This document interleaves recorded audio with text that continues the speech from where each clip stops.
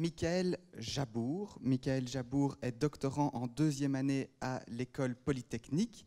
Et avec ce candidat, nous allons pouvoir réaliser que même les physiciens nous aident à protéger notre vie privée. Parce que le titre de la thèse de Michael Jabour ne l'explique peut-être pas.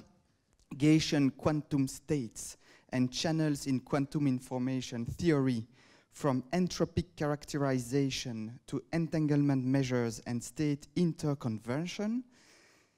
Merci. Mais en français, cela veut dire la physique quantique protège vos données personnelles. Michael Jabour.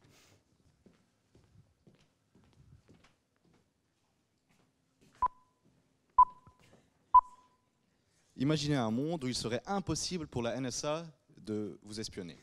Quel rapport avec la physique quantique, me direz-vous? Lorsqu'un ingénieur veut étudier un problème pratique, comme par exemple le protocole de communication que je montre sur le slide, il commence toujours par modéliser le problème, avec des mathématiques et de la physique. Il dispose pour cela de différentes théories qui fonctionnent par exemple à différentes échelles, infiniment petit, infiniment grand. Pour étudier ce protocole de communication, on dispose entre autres de 2 théories, la physique classique et la physique quantique.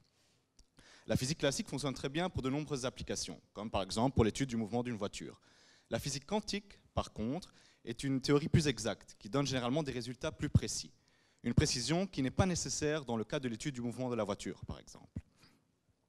D'autre part, l'utilisation de la physique quantique, plutôt que classique dans certains cas, ouvre les portes à de nouveaux phénomènes qu'on n'aurait pas pu détecter avec la physique classique, et qui offre de nouvelles possibilités. Par exemple, la physique quantique est mieux adaptée pour l'étude du mouvement des atomes, qui sont infiniment petits. Et il s'avère en fait que la physique quantique est aussi mieux adaptée pour l'étude de mon protocole de communication. Supposez qu'Alice et Bob souhaitent échanger des informations.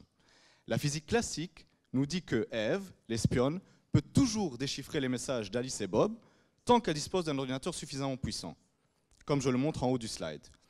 Par contre, la physique quantique nous dit que, dans certains cas, Alice et Bob peuvent toujours protéger parfaitement leur information et toujours détecter la présence d'Eve.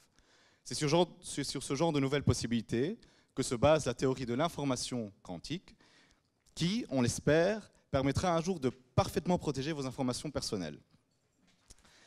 C'est dans le cadre de cette théorie de l'information quantique que mon sujet de doctorat consiste à étudier un phénomène en particulier qui a été mis à jour par la physique quantique, l'intrication quantique, qui permet, par exemple, d'améliorer les protocoles de communication du type de ceux que je montre en bas. Lors de mon doctorat, j'essaie d'étudier cette intrication quantique, phénomène à la fois bizarre et utile, en tant que ressource informationnelle, en ce sens qu'elle permet d'effectuer des protocoles qui seraient impossibles sans son existence, comme par exemple protéger parfaitement les informations d'Alice et Bob contre Eve.